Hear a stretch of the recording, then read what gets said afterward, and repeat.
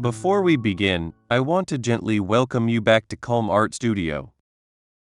This is the third episode in our quiet exploration of Vincent van Gogh's life. If you're returning, thank you for being here again. And if this is your first time listening, you're very welcome. These stories are told slowly and without urgency. They're meant for rest, reflection, or simply keeping you company as you wind down. If you find that this kind of calm storytelling helps you relax, you're very welcome to like the video or subscribe to the channel.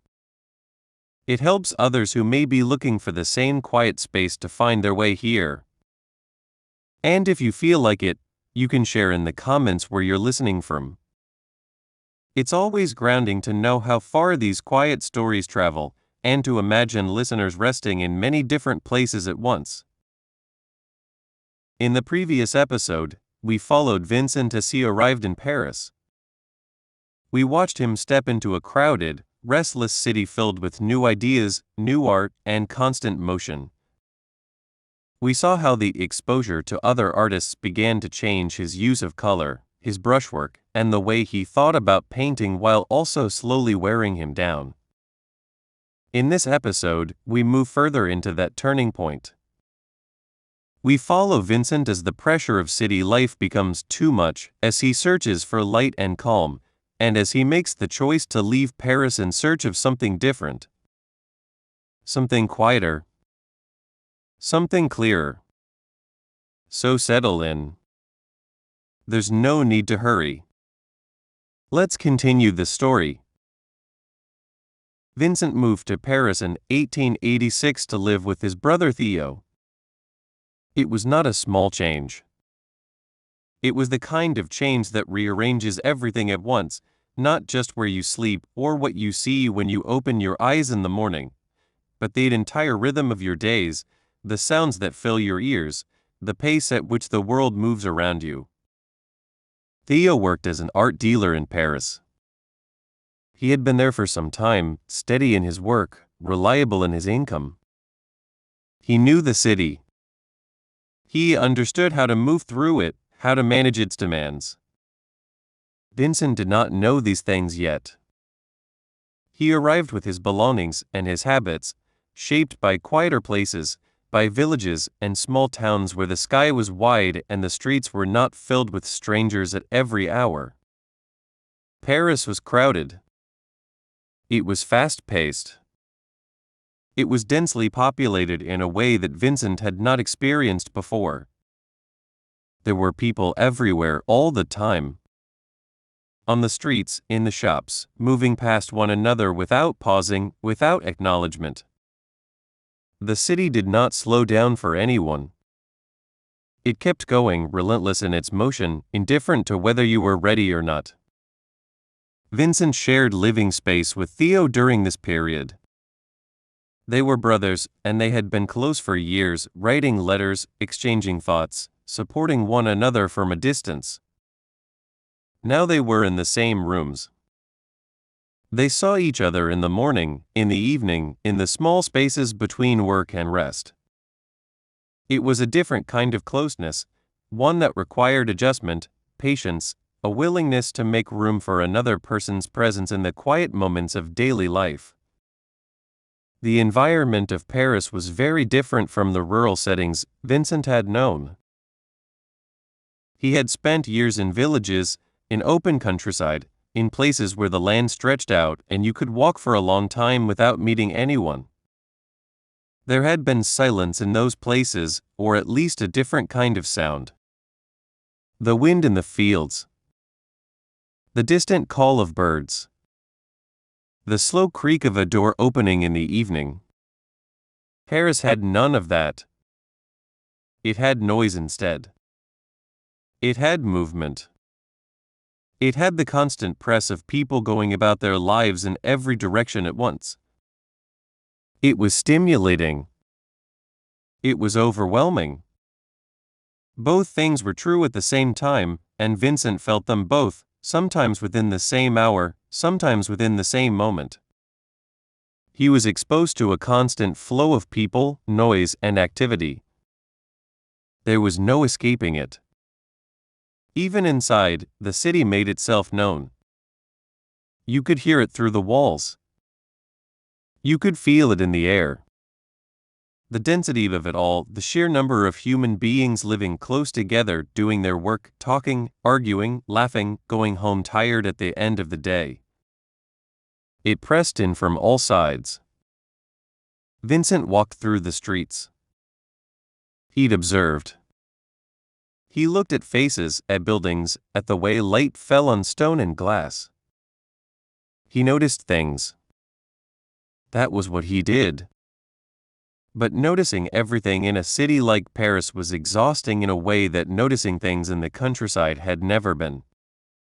There was too much. Too many details. Too many people. Too many shifts in light and shadow as the day moved forward. He tried to adjust. He tried to find a rhythm that made sense. But adjustment takes time, and time in Paris felt different from time in other places. It moved faster. It felt compressed. Days blurred together, filled with the same sounds, the same crowds, the same sense of being carried along by something larger than yourself. Theo went to work.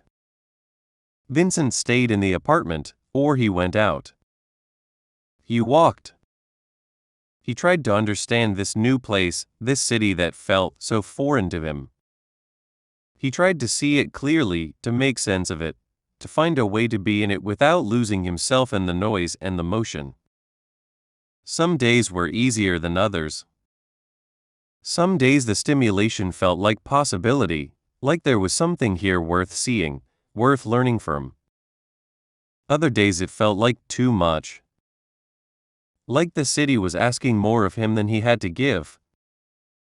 Like he was standing in the middle of a river that would not stop moving, and he could not find solid ground.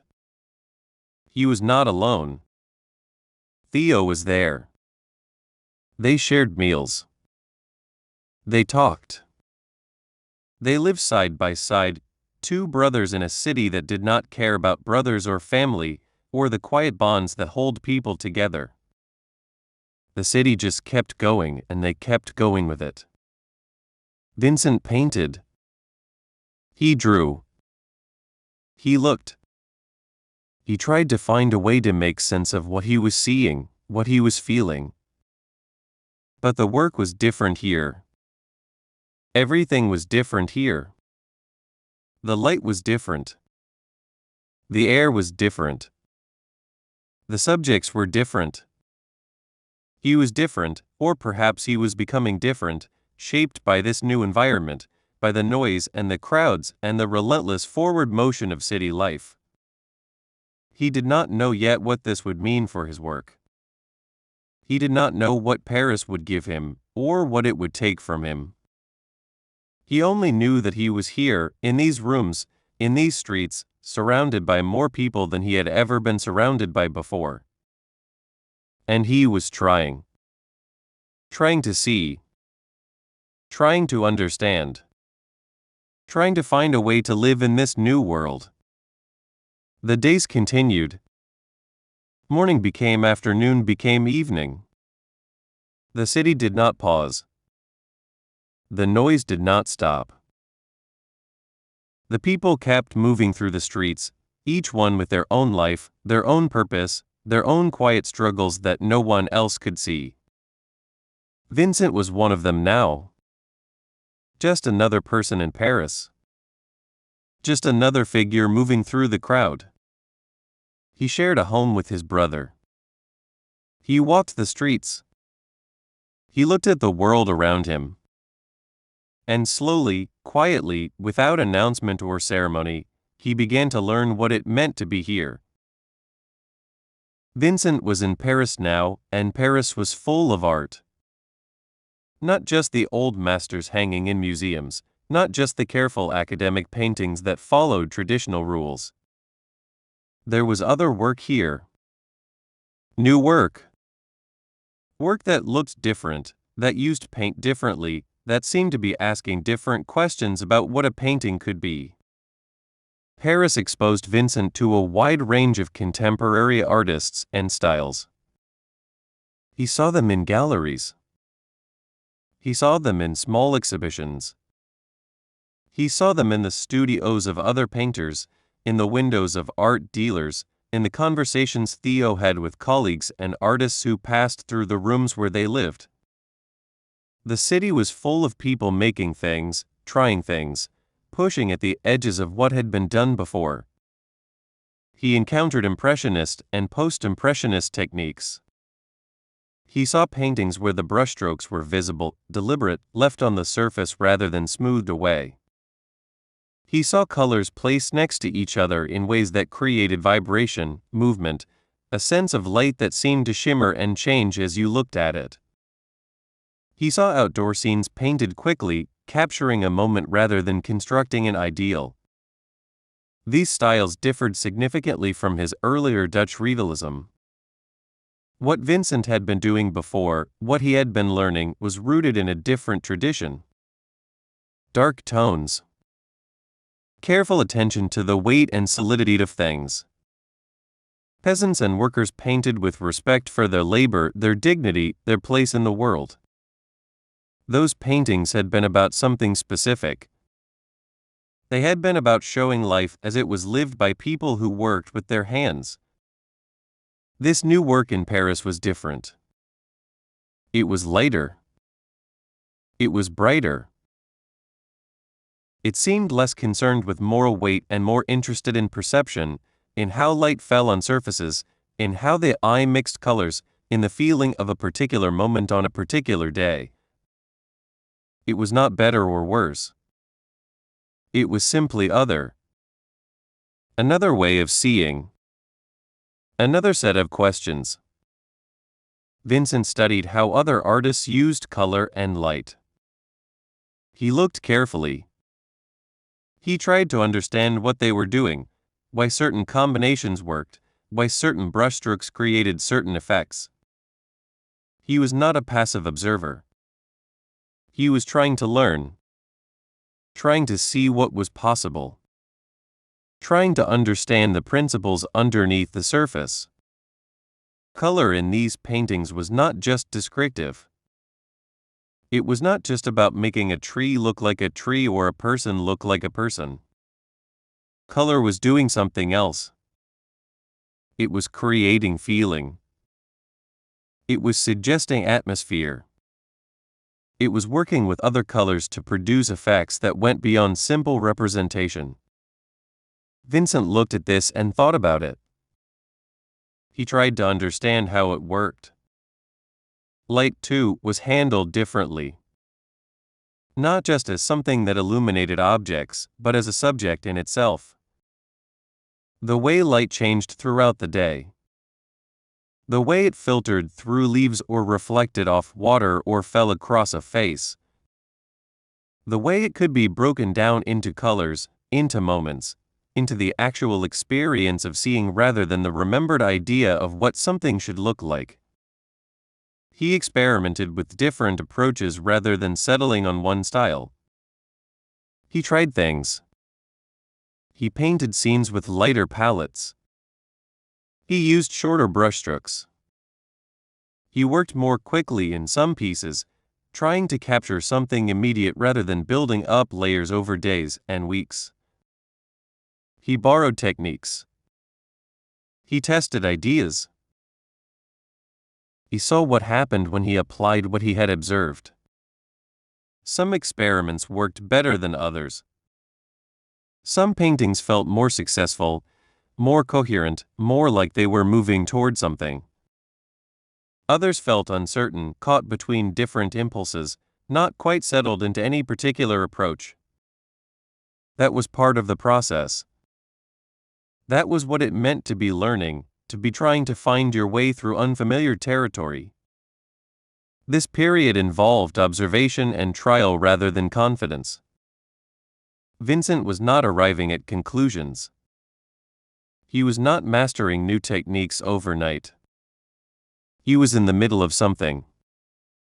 He was figuring things out slowly, piece by piece, painting by painting. There was uncertainty in that.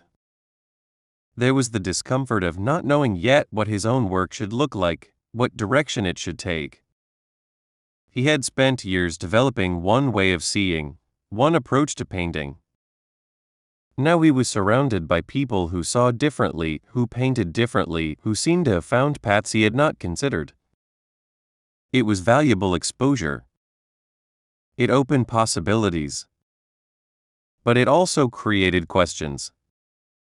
Questions about what he believed, what mattered to him, what he wanted his own paintings to do. Vincent's artistic identity was still forming. He was not a fixed thing. He was not someone who had arrived at a clear sense of who he was as a painter. He was still becoming. Still trying to understand what he cared about most, what he wanted to say, what his particular vision might be. He looked at the work of others and he looked at his own work and he tried to see the distance between them. He tried to understand what he'd admired in what others were doing. He tried to understand what felt true to him, what felt like it belonged to his own seeing, his own experience of the world. It was not easy. It was not a simple matter of choosing one style over another, of deciding to paint like this person or that person.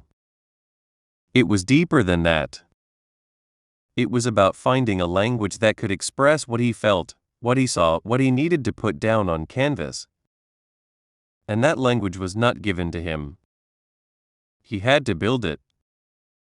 He had to find it through practice, through trial, through the slow accumulation of small discoveries.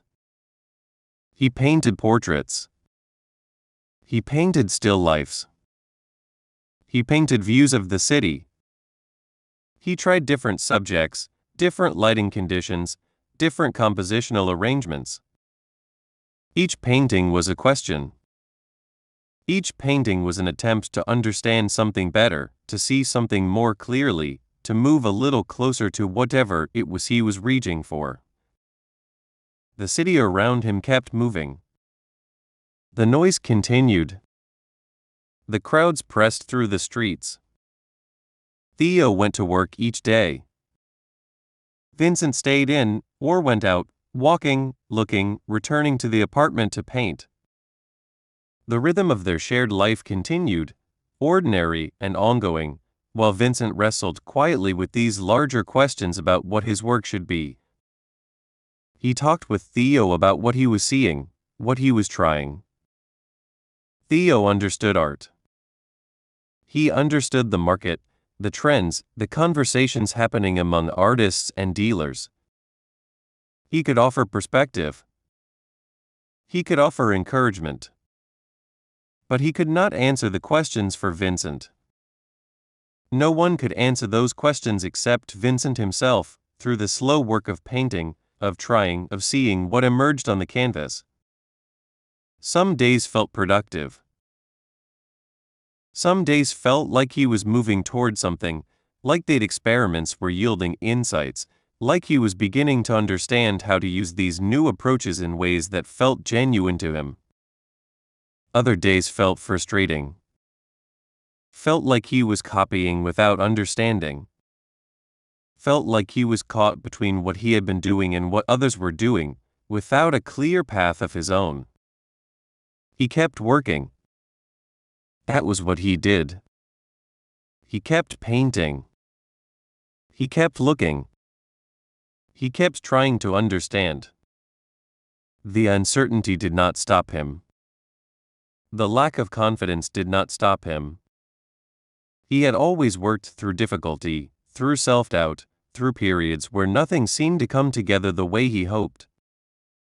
This was another such period. Longer perhaps. More complicated. But not fundamentally different. He was learning. That was the essential thing. He was exposing himself to new ideas, new techniques, new ways of thinking about what painting could do. He was allowing himself to be influenced, to be changed, to have his assumptions challenged. That required a certain kind of openness. A willingness to not know, a willingness to be uncertain. The weeks passed. The seasons changed. Paris continued its relentless motion.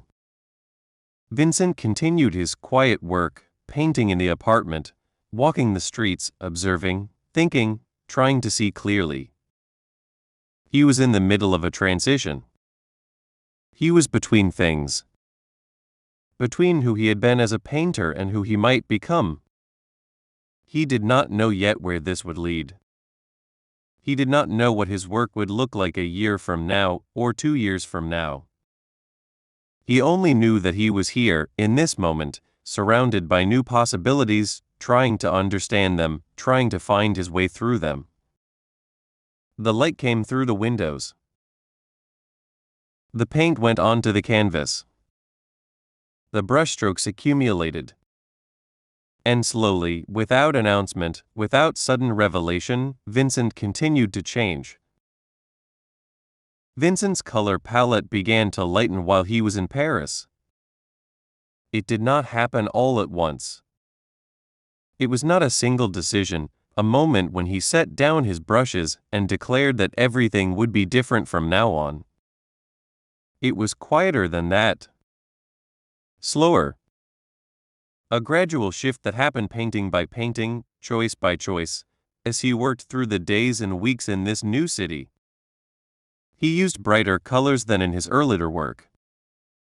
The dark earth tones that had dominated his Dutch paintings, the browns and grays and muted greens, began to give way to something else. Lighter hues. Colors that caught more light, that held more warmth or coolness, that seemed to vibrate differently on the canvas. It was a change you could see if you placed an old painting next to a new one. The difference was there, visible, undeniable. But if you were watching it happen day by day, it might have seemed less dramatic. Just a slightly different choice of pigment. A slightly brighter yellow. A touch more red. A blue that was less heavy, less shadowed. Small adjustments that accumulated over time until the work looked different, felt different, carried a different quality of light within it. He painted still life. Simple arrangements of objects on a table. Flowers in a vase. Fruit in a bowl. Books stacked beside a lamp. These were traditional subjects, the kind of thing artists had been painting for centuries. But Vincent was using them as opportunities to study color, to see how different tones worked together, how they influenced each other, how they could create harmony or tension or a particular mood. A still life was contained. It was controllable. You could arrange the objects, choose the lighting, return to the same setup over multiple sessions. It allowed for focused attention, for careful observation of how light fell on surfaces, how shadows formed, how one color affected the appearance of another placed beside it. He painted portraits. Friends, acquaintances, people he knew in Paris. Faces looking out from the canvas, serious or thoughtful or simply present. Portraits required different considerations than still lifes. A person had an inner life. A person could not be reduced to mere color relationships. But color still mattered. The tones of skin, the hue of clothing, the background that surrounded the figure. All of these choices shaped how the portrait felt, what it communicated beyond just the recording of features. Vincent was learning to see people in terms of color as well as character. Not instead of character, but alongside it. The way a particular green behind a head could make the face come forward. The way warm tones in the skin could create a sense of life, of presence. The way contrasts could draw the eye, guide attention, create structure within the composition. He painted city scenes. Streets, buildings, the views from windows. Paris in different lights, at different times of day.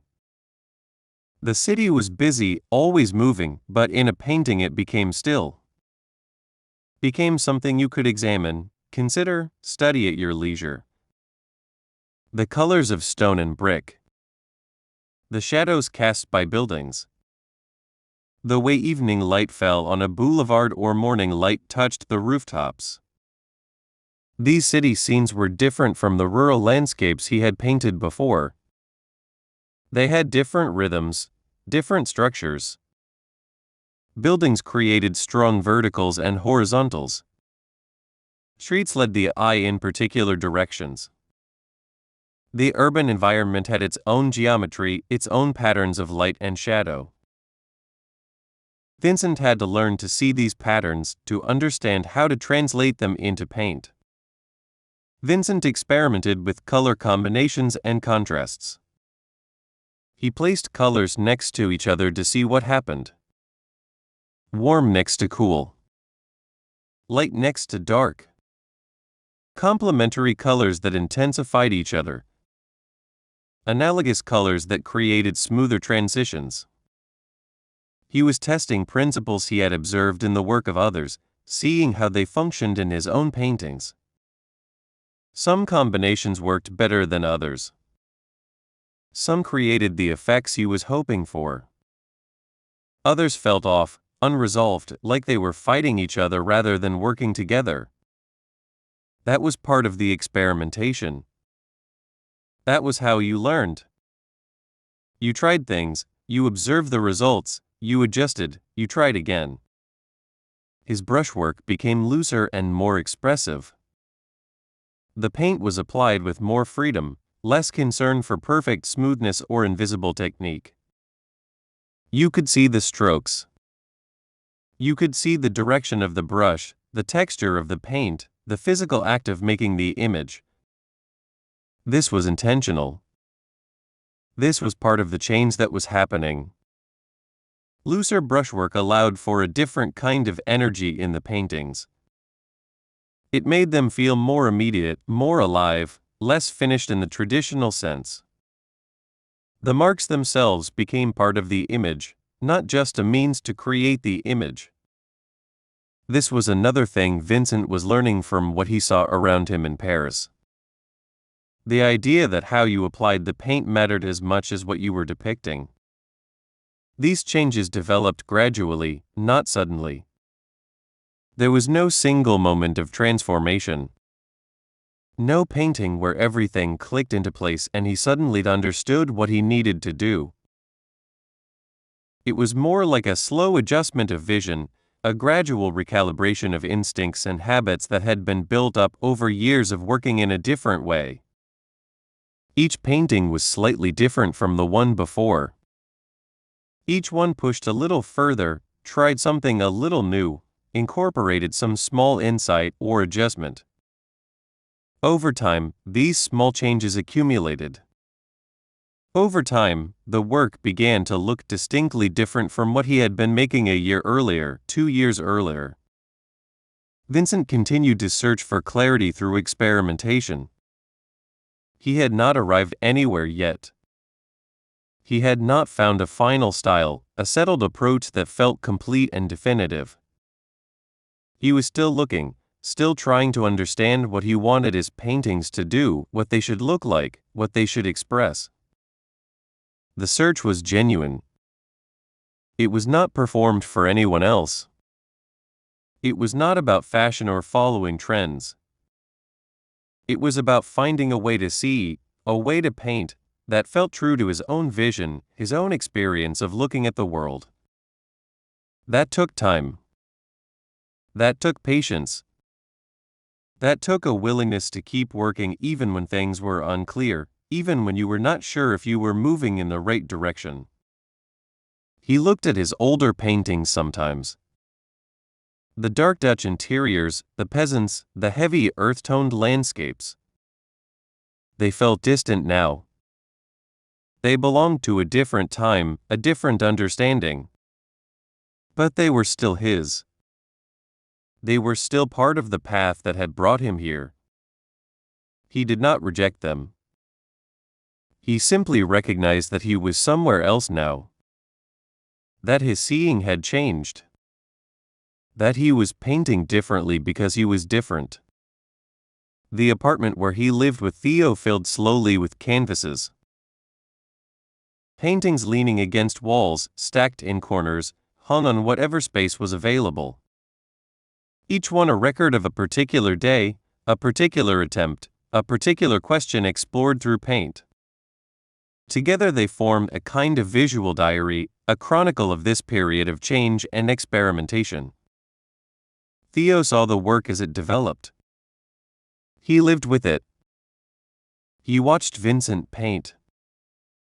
They talked about the paintings, about what was working, what wasn't, what Vincent was trying to achieve. Theo had his own opinions, his own knowledge of the art world, but he respected Vincent's process. He understood that this was something Vincent had to work through on his own, in his own way, at his own pace. The city outside continued its noise and motion. The seasons turned. Winter light gave way to spring, then summer, then autumn. The quality of light changed with the seasons, and Vincent painted through all of it, observing, recording, experimenting with how different times of year offered different colors, different atmospheric effects. His understanding of color deepened.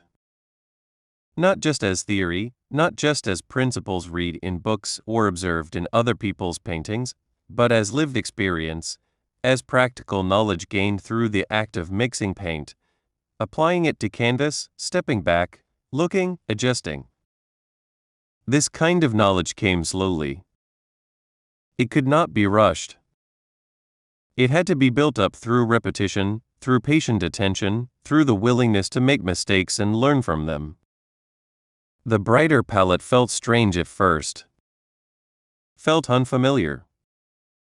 Vincent had spent years working with dark colors, building up images through careful layering of shadows and muted tones. Bright colors required different thinking. They needed to be handled differently. They created different kinds of relationships on the canvas. He had to learn how to use them, how to make them work together without becoming garish or chaotic.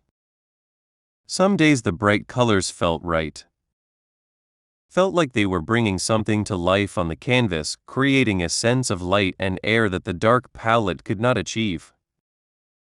Other days they felt wrong, felt like he was losing something essential, losing the weight and seriousness that had characterized his earlier work. He oscillated between these feelings, uncertain which was true, uncertain where he should settle. But he kept painting. That was the constant. Whatever his doubts, whatever his uncertainties, he kept working. The paintings accumulated. The experiments continued. The search for clarity went on, patient and persistent, guided by no clear map, following no predetermined route. Vincent was changing. His work was changing. The two things were connected, inseparable.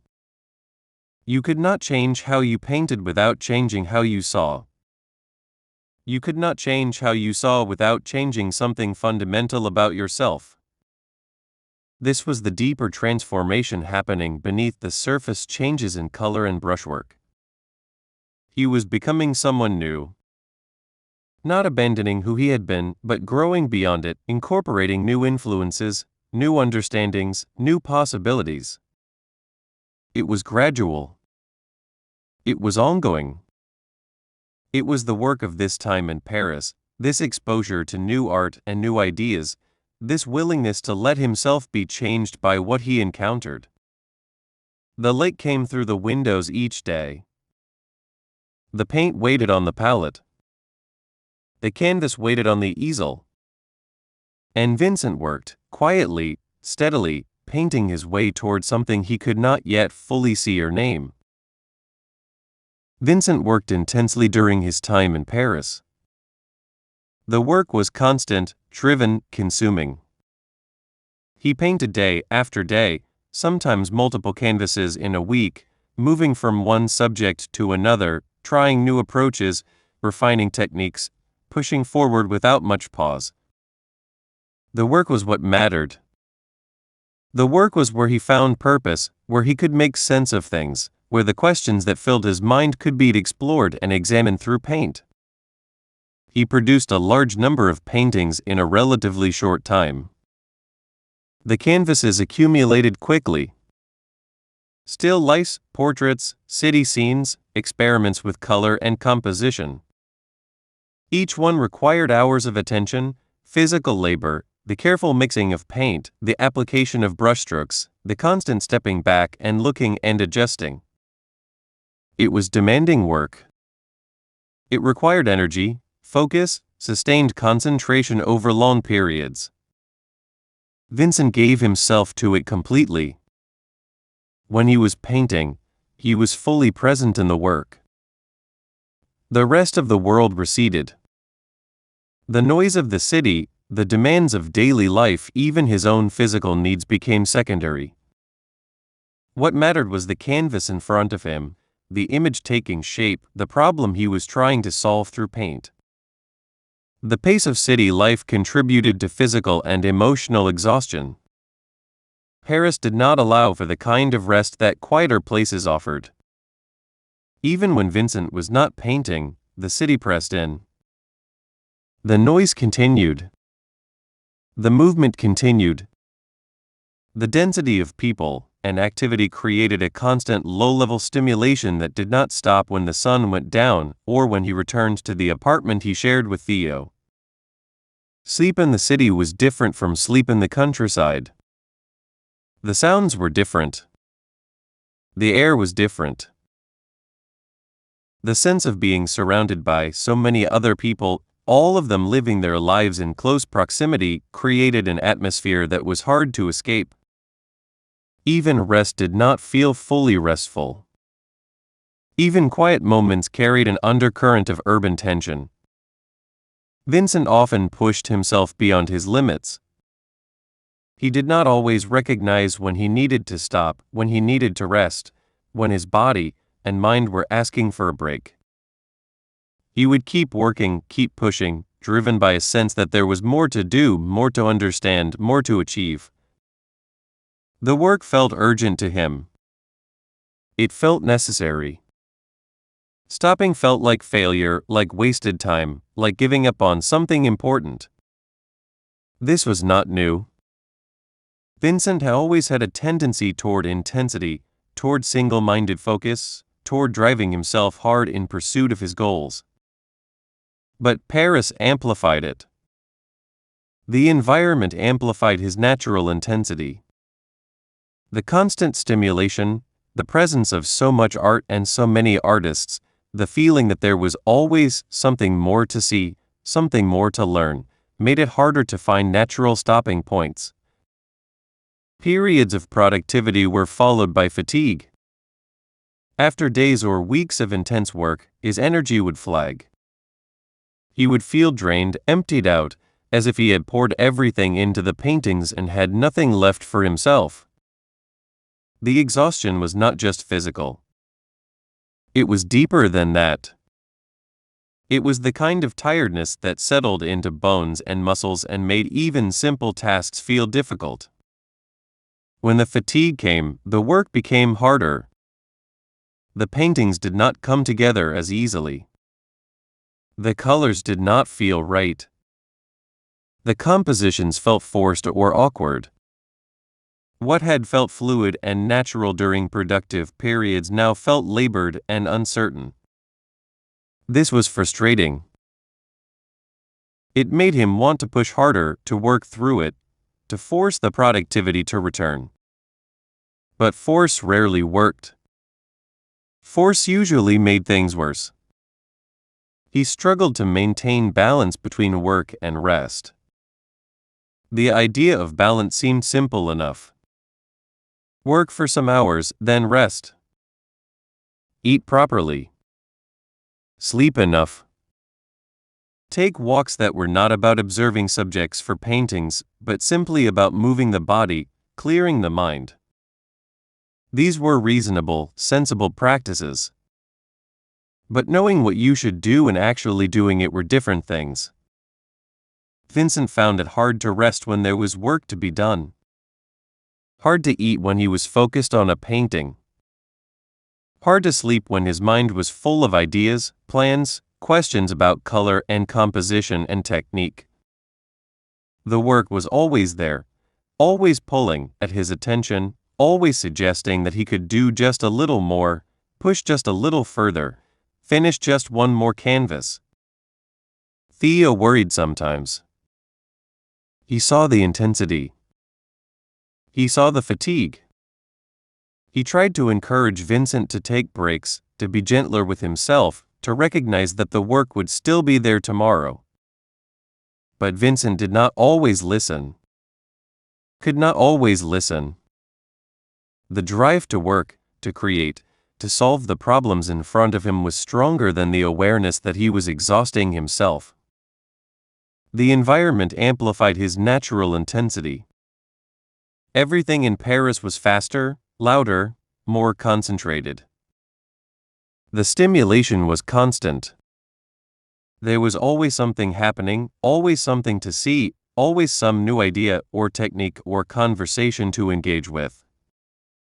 For someone like Vincent, someone who felt things deeply, who was naturally inclined toward intensity and focus, this environment was both inspiring and overwhelming.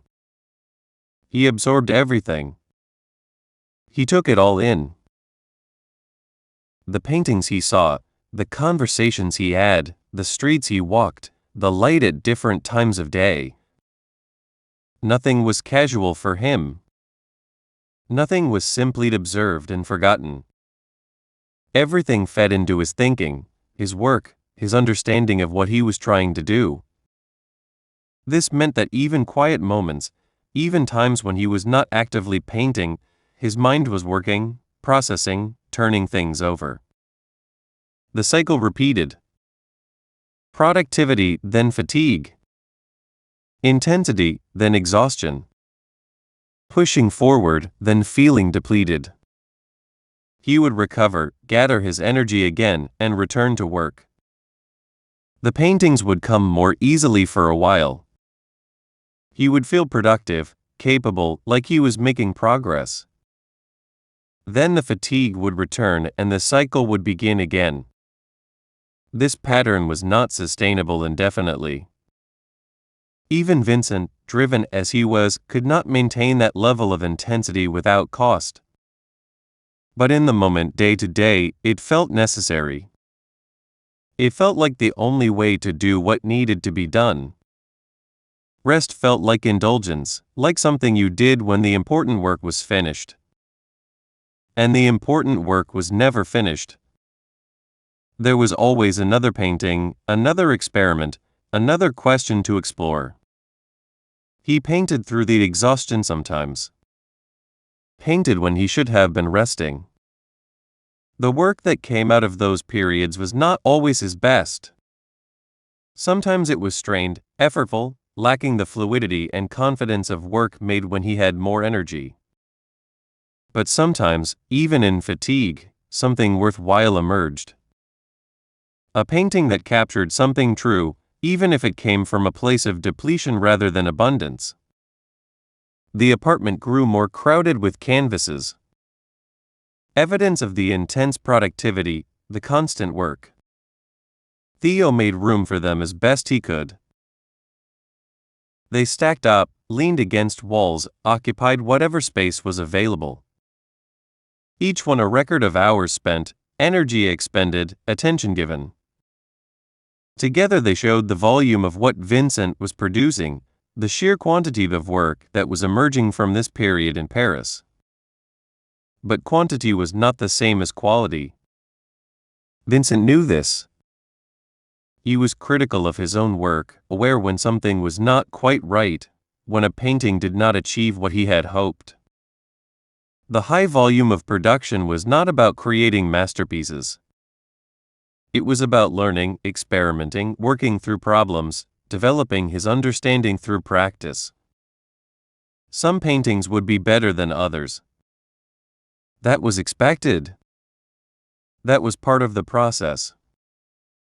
The seasons changed outside. The light shifted. The temperature rose and fell. The city continued its relentless motion, indifferent to individual struggles, individual cycles of energy and exhaustion. People went to work, came home, lived their lives. Vincent was one person among thousands, painting in a small apartment, trying to find his way, pushing himself perhaps too hard, but not knowing any other way to proceed. He talked with Theo about practical matters. Money, supplies, the daily logistics of living and working. Theo was patient, supportive, concerned about his brother's well-being, but respectful of his need to work. They had their routines, their small rituals of shared life. Meals together when Vincent was not too absorbed in painting. Brief conversations at the end of the day. The quiet companionship of two brothers living in close quarters, each dealing with their own pressures and challenges. Vincent appreciated Theo's presence. Appreciated having someone who understood, who believed in the work even when it was difficult, who provided stability and support without demanding that Vincent change his fundamental nature. Theo could not fix the exhaustion, could not solve the problem of Vincent's intensity, but he could be there. That mattered. That helped in ways that were hard to measure, but nonetheless real. The work continued. The cycles continued. Productivity and fatigue, intensity and exhaustion, the constant push forward followed by the inevitable depletion. Vincent moved through it all, driven by something he could not fully name, something that kept him painting even when he was tired, even when rest would have been wiser, even when the work became difficult. He was learning through all of it. Learning about color, about technique, about his own capacities and limits. Learning what his body and mind could sustain, where the edges were, how far he could push before something gave. It was not comfortable learning. It did not come through careful planning or measured approaches. It came through experience, through pushing too hard and discovering the consequences, through the slow accumulation of understanding that arrived only through living it. The paintings kept coming. The canvases kept accumulating. The work absorbed his days, his energy, his attention. And beneath it all, barely acknowledged, a growing sense of strain that would not fully reveal itself until later, until the patterns that were forming in Paris had time to show their full effects. For now, there was just the work. The paint. The canvas. The constant effort to see clearly, to understand, to create something that mattered. Vincent painted and rested when he could, and painted again, caught in the rhythm he had created, unable or unwilling to step away from it. Vincent began to feel the need to leave Paris. It was not a sudden realization. It was something that built slowly over time, accumulating through the days and weeks of intense work, of sensory overload, of pushing himself through cycles of productivity and exhaustion. The feeling was quiet at first, easy to dismiss or ignore. But gradually it became clearer, more insistent, harder to set aside. The city that had been stimulating, that had offered so much to see and learn, was becoming too much. The noise that had once felt like energy now felt oppressive. The crowds that had represented possibility now felt suffocating. The constant motion, the density, the relentless pace of urban life, all of it was wearing on him in ways that could no longer be managed simply by working harder or resting more. He sought greater calm. That was part of what was missing. Paris did not offer calm. It offered excitement, stimulation, exposure to new ideas and techniques, but not calm.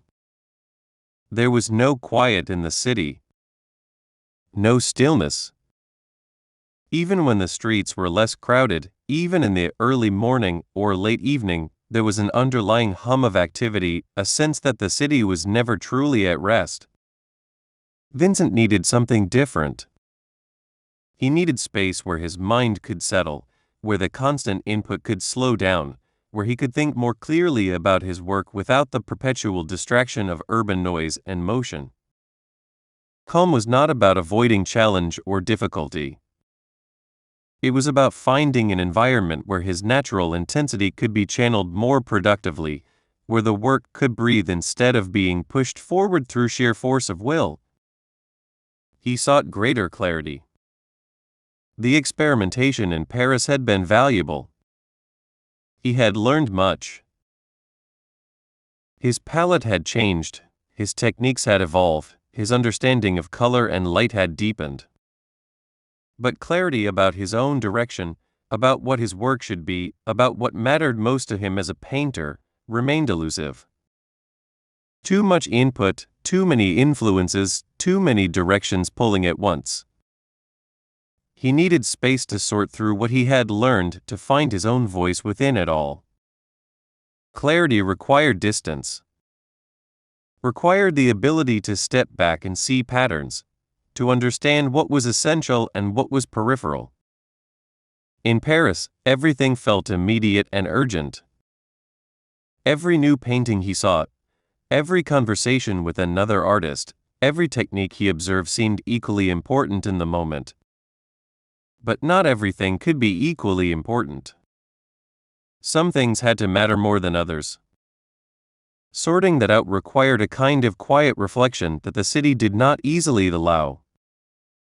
He sought greater light. This was practical as well as aesthetic. The quality of light in Paris was filtered through buildings, through smoke, through the gray northern atmosphere. It was not bad light. Many artists worked well in it. But Vincent had begun to imagine something different. Light that was stronger, clearer, more direct. Light that would allow him to explore color more fully, to see how brightness affected his palette, to work with the kind of luminosity he had glimpsed in paintings from the south. The city no longer felt sustainable for him. This was the core realization. Paris had given him what it could give. He had absorbed its lessons, been changed by its influences, grown through the exposure to new ideas and techniques. But continuing here, maintaining the same intensity in the same environment, pushing himself through the same cycles of overwork and exhaustion, that path led nowhere good. He could feel that, even if he could not articulate it fully. Something had to change. Sustainability was not about comfort or ease. It was about finding a way of working, a way of living, that he could maintain over time without depleting himself completely. Paris demanded too much. It took more than it gave, at least for him, at this point in his development. He needed a place where the balance was different, where the environment supported the work rather than competing with it for his attention and energy. He believed a different environment might support his work better. This was not certain. It was a hope, an intuition, a sense that moving to a new place might allow for a new kind of work. Different light would mean different colors. A slower pace would mean more time for reflection. Less sensory input would mean clearer focus. These were reasonable assumptions, but they were still assumptions. He could not know for certain until he tried. But the belief was strong enough to act on. Strong enough to begin considering where he might go, what kind of place might offer what he was seeking. Strong enough to start imagining a different daily life, a different rhythm, a different relationship between himself and his environment. The imagination of possibility was the first step toward making it real. Leaving Paris was a deliberate choice rather than a failure. This distinction mattered to Vincent. He was not being driven out. He was not fleeing in defeat or desperation. He was making a conscious decision based on his understanding of what he needed, what would serve his work best. There was agency in that. There was thoughtfulness. It was an act of self-awareness, recognizing his limits, recognizing that continuing on the current path was not wise. Some might see leaving as giving up, as an admission that he could not handle the demands of the city, that he was too fragile for urban life. Vincent did not see it that way. He saw it as practical wisdom. He saw it as choosing conditions that would allow him to do better work rather than stubbornly insisting on conditions that were making the work harder. That seemed sensible to him. That seemed like the right response to honest self-assessment. Theo understood. They talked about it. Theo knew what Vincent had been experiencing in Paris, how hard he had been working, how exhausted he had become. He saw the reasoning behind the decision. He supported it, even though it meant they would no longer live together, even though it meant Vincent would be further away, would need continued financial support in a new location. Theo believed in Vincent's work, believed in his need to find the right conditions for that work to flourish. Vincent looked south for a new setting. The south of France offered what he was seeking. Light, first and foremost. The Mediterranean light that had drawn other artists, that was spoken of in terms of clarity and intensity. A slower pace than Paris, smaller towns, more manageable environments.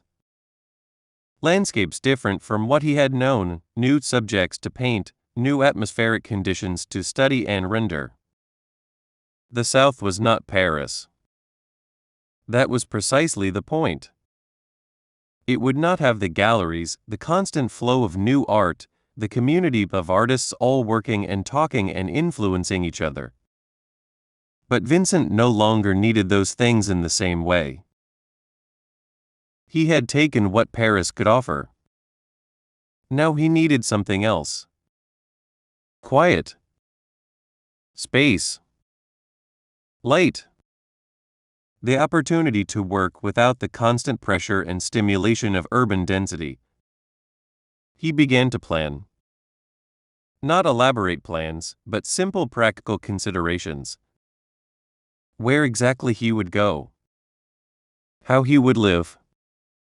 What he would need to set up a place to work. The planning was calming in itself. It gave direction to the feeling that had been building, turned the vague need to leave into concrete steps that could be taken, decisions that could be made. The decision to leave felt right. It felt like listening to something true about himself, about his needs, about what would serve the work. There was no guarantee it would solve everything. Moving to a new place would bring new challenges, new difficulties. But they would be different difficulties. And different might be enough. Different might allow for growth that was no longer possible in Paris. He talked with Theo about practical arrangements. Money would continue to be needed. Vincent could not support himself through sales of his work. That had not changed. But Theo remained committed to supporting him, to making it possible for Vincent to continue painting wherever he needed to be. They worked out what would be required, how much Vincent would need each month, how they would stay in communication across the distance. The apartment that had been filled with Vincent's canvases would empty it again. The space would return to Theo, who would have his rooms back, his life back, the quiet and order that Vincent's intense presence and constant work had necessarily disrupted. There was probably relief in that for Theo, even as there was also concern, worry about his brother going off alone to a new place, starting over again in unfamiliar surroundings. Vincent felt a kind of quiet anticipation. Not excitement exactly. Something steadier than that. A sense of moving toward something, of making a choice that aligned with his deeper understanding of what he needed. The exhaustion was still there. The strain of the Paris months was still present in his body and mind. But underneath it was this sense of direction, of purposeful movement toward a different way of being. He looked at his recent paintings sometimes. The work from Paris spread around the apartment. He could see the changes that had happened. The lighter palette, the looser brushwork, the experiments with color and composition.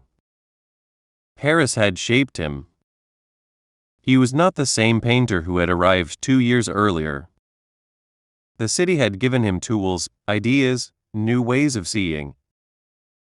Now he would take those things south with him and see what happened when they met different light, different landscapes, different conditions. The preparations continued quietly. Packing what he would need. Deciding what to bring and what to leave. The practical details of departure. There was no drama in it. No grand pronouncements. Just the steady work of getting ready to move, to start again, to try something new. Vincent had started over before. He knew how to do it. He knew the mix of uncertainty and hope that came with beginning fresh in a new place. Theo helped with the arrangements. Made sure Vincent had what he needed, offered advice about the journey, about what to expect. They were brothers. They had been supporting each other for years, through letters when they were apart, through shared life when they were together. That bond would continue, would stretch across the distance, would remain one of the constants in Vincent's life even as so much else changed. The day would come when Vincent would leave. When he would pack his belongings, say goodbye to Theo, and board a train heading south. But that day was still ahead. For now, there was just the decision made and settling into certainty. The knowledge that Paris was ending, that a new chapter was beginning, that he was choosing to move toward something rather than simply enduring what was no longer working. The light came through the windows of the Paris apartment one more time. The sounds of the city continued outside. Vincent painted, as he always did, but now with the awareness that these were among his last Paris paintings, that soon the subjects would be different, the light would be different, everything would be different. And in that difference, he hoped to find what he was seeking. Calm. Clarity. Light. The conditions that would allow his work to become what it needed to become. Vincent moved to Arles in the south of France. The journey south was long, the landscape changing outside the train windows as he traveled away from Paris, away from the gray northern light, away from the density and noise of urban life. When he arrived in Arles, he stepped into a different world. A small town, quiet compared to Paris, surrounded by fields and open sky. The air felt different. The quality of light was immediately noticeable, even on that first day. Arles offered strong sunlight and open landscapes. This was what he had been seeking. The sun here was not filtered through buildings or softened by northern mist. It was direct, powerful, present in a way that changed how everything looked. The light fell on stone buildings, on fields of wheat, on the surfaces of the river, and it transformed ordinary scenes into something luminous, something that seemed to vibrate with color and warmth. The open landscape stretched away from the town in all directions. Fields, orchards, paths leading between cultivated land. There was space here. Room to breathe, room to see far into the distance, room for the eye to rest on horizons that were not interrupted by buildings or crowds. After the compression of Paris, this openness felt significant. It felt like possibility. The southern light affected how Vincent perceived color. He had been working toward brighter palettes in Paris, but here the brightness of the light itself demanded different choices. Colors that would have seemed too intense in northern light felt appropriate here, felt necessary to capture what he was seeing. The light did not just illuminate objects. It seemed to generate color, to pull it out of surfaces, to make everything more vivid, more saturated. He noticed how shadows were different in this light. Sharper, darker, more clearly defined. The contrast between sun and shade was extreme.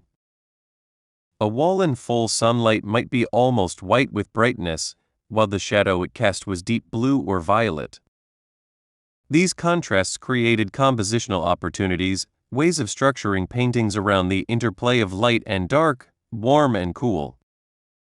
His paintings from Arles used intense yellows, blues, and greens. Yellow especially. The color of sunlight, of wheat fields, of the walls of buildings in strong light. He used it boldly, unafraid of its brightness, understanding that it was essential to capturing what he saw here. Blue for skies that seemed to stretch forever, for shadows that held coolness even in heat, for the complementary contrast that made yellows even more vibrant. Green for fields, for trees, for the vegetation that filled the landscape around the town. These colors were not exaggerations. They were what he saw, or what he saw when he looked with the particular attention of a painter, noticing how light and atmosphere and the qualities of surfaces combined to create visual effects. His task was to find ways to translate those effects into paint, to mix and apply colors that would convey something of what he was experiencing when he looked at the southern world around him. Vincent worked outdoors frequently in this environment. He carried his materials out into the fields, set up his easel in orchards, painted by the river, worked directly from the subjects in front of him. The weather allowed for this. The light allowed for it. Working outside meant dealing with wind, with changing light as the sun moved, with the physical discomfort of standing for hours in heat or holding steady as gusts tried to knock over the easel. But it also meant direct engagement with the landscape, immediate response to what he was seeing. Painting outdoors was different from painting in a studio for memory or sketches. The colors were right there in front of him. The relationships between elements were clear. He could look up from the canvas, check what he had painted against the actual scene, adjust, refine. This direct observation was valuable. It kept the work grounded in seeing rather than in ideas about seeing. He painted landscapes. Fields stretching to the horizon under wide skies. Orchards in bloom, the delicate whites and pinks of fruit trees against blue. The river with its bridges, boats moored along the banks. Roads leading through the countryside, lined with trees or cutting between planted fields. Each landscape was a study in light, in color relationships, in how to structure space on a flat canvas.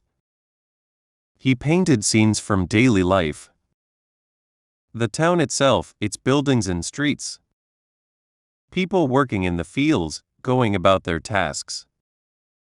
The ordinary activities that filled the days here, the rhythm of rural and small-town existence. These were not dramatic subjects. They were quiet moments observed, recorded, given attention and care through the act of painting. The work accumulated quickly. Canvas after canvas. Vincent's pace had not slowed. If anything, he was working even more intensely than he had in Paris. The new environment, the fresh subjects, the quality of light, all of it energized him, drove him to paint constantly. He would work outside during the day, then return to his room to work more, to paint from memory or imagination, to develop ideas that had come to him while painting from observation. He hoped to establish a community of artists in Arles. This was more than just a practical thought. It was a vision he held, an ideal he believed in. Artists working together, sharing a space, learning from each other, supporting each other's efforts. He imagined a collective where painters could work seriously, could push each other toward better work, could create something together that would be greater than what any of them might achieve alone. The South seemed like the right place for such a community. The light was inspiring. The cost of living was lower than in Paris. There was space for studios, for multiple people to work without being cramped or constrained. Vincent began to think about how to make this vision real. What it would require. Who might be interested in joining such an endeavor? How it could be organized and sustained. He wrote to Theo about these ideas. Shared his thoughts, his hopes, his plans. Theo listened, supported, offered practical considerations. That idea had appeal. But it also had complications. Artists were independent, had their own needs and preferences, their own ways of working. Bringing multiple people together required not just physical space, but compatible temperaments, shared values, willingness to compromise for the sake of the collective good. Vincent believed it could work. Believed it was worth trying. The isolation of working alone, the lack of artistic conversation and exchange, these were limitations he felt keenly. Even in Paris, surrounded by artists, he had often felt apart, working in ways that were distinctly his own, not quite fitting into established groups or movements. A community in Arles could be different. Could be built intentionally, with purpose, with people committed to the same ideals. His pace of work remained intense. He painted through the spring, into summer, producing work at a rate that was extraordinary even for him. The canvases piled up. Landscapes, portraits, still lifes, studies of particular effects of light at different times of day. Each painting was an exploration, an attempt to understand something about color, about composition, about how to capture on canvas what he saw and felt when he looked at the world around him. The intensity was familiar. It was how he worked, how he had always worked. But here in Arles it was combined with hope, with the sense that things were moving in the right direction, that the work was developing as it should, that he was finding his voice as a painter. The brightness of the paintings reflected something of that hope. The colors were confident, assertive, unafraid of boldness. But intensity came with costs. The same costs it had carried in Paris. Physical exhaustion from long hours standing in the sun, from the constant effort of painting. Mental fatigue from the concentration required, from the endless decisions about color and composition, from the self-criticism that never fully quieted. Vincent pushed through it, as he always had, believing that the work required this level of commitment, that anything less would be insufficient. The days were long. The summer light lasted late into the evening. Vincent used all the available hours, painting until the light was gone, then working by lamplight if there was something that needed to be finished. Sleep was still irregular. Meals were still sometimes forgotten. The basic maintenance of self-care still took second place to the demands of the work. These patterns had not changed. They had simply moved south with him. The landscapes of Arles gave him endless material. Every field was different. Every time of day offered different light. The seasons were changing, bringing new colors, new atmospheric conditions. He painted the same subjects repeatedly, trying to capture different aspects, different moods, different qualities of light and color. Repetition was not boring. It was deepening. Each return to a familiar subject revealed something new, some detail or relationship he had not noticed before. He painted at a feverish rate, according to what he later told Theo. The word suggested both the productivity and the unsustainable intensity of it. feverish. Not measured, not calm, not balanced. Driven by something that would not slow down, that demanded constant output, constant effort. The work was good. Much of it was very good. But the process was taking its toll, building up the same strain that had accumulated in Paris. The community he hoped for had not yet materialized. He was still alone, still working in isolation despite his hopes for something different. The vision remained, the ideal of artists working together in the South. But making it real was proving difficult. Invitations had been extended. Conversations had been had. But the practical complications of bringing people together, of finding those who were willing and able to relocate, of coordinating schedules and needs, these were considerable obstacles. Vincent continued to believe it would happen. Continued to plan for it. Rented a larger space that could accommodate other artists. Prepared rooms, organized materials, imagined how the shared work would function. The preparation itself was a kind of hope made concrete, a way of acting as if the vision would become real, of creating the conditions that might allow it to succeed.